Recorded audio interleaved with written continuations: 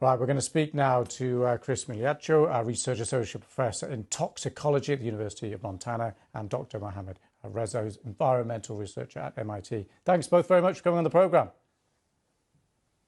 Hey, thanks for having me. So we're going to start with the air pollution side of it. We're going to start with the health impacts. Toxicology professor is the person to speak to on this.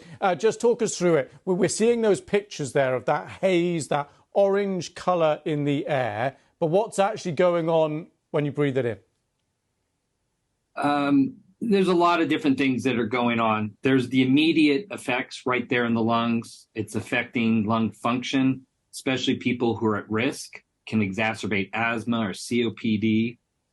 It affects the respiratory immune system, such that, long-term, or at least in the relatively immediately, you could be more susceptible to respiratory infections. And then there's the strong potential of systemic effects. People with cardiovascular disease risk can have an exacerbation or an event from these types of exposures. Fascinating. And Chris, have you chosen that backdrop behind you of deliberately mountain, cool, fresh air just to reinforce that point? Now, listen, those people in New York who, some of us, this is a serious issue. But if it's just there for a couple of days, does that mean actually they can kind of carry on and move around again? What kind of duration do you need for impacts to be serious? That's a very good question. And these are areas of ongoing research.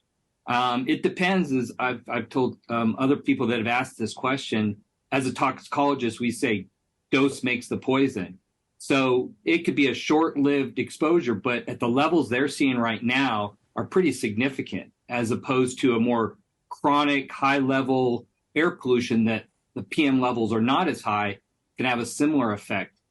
I know the levels they're seeing right now are some we saw a handful of years ago in a massive fire here. Now, the people were exposed over a month, and we saw significant effects on lung function 1 and 2 years later. Not to say that this will happen here, but those are the potentials, depending on how long they're exposed and how bad they're exposed. Interesting. Let's go to Mohammed now, just on the source of all this, these wildfires. Is this something that in this part of the world, we just got to get used to the fact that they're going to happen more often?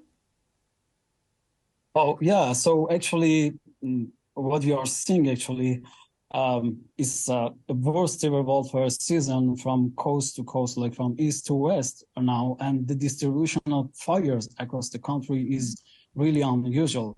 And it's happening from, as I said, like coast to coast. So it's important to be prepared for longer fire seasons. And definitely we're going to see more of these kinds of fires, more intensified and more severe fires.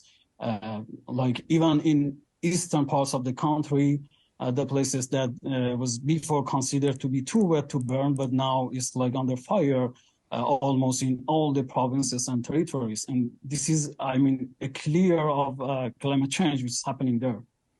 Mohammed, Chris, we have to leave it there, but absolutely great to get your thoughts. Thanks both for coming on the programme. Thank you. Thank you. Thank you. Now, around the world and across the UK, this is BBC News.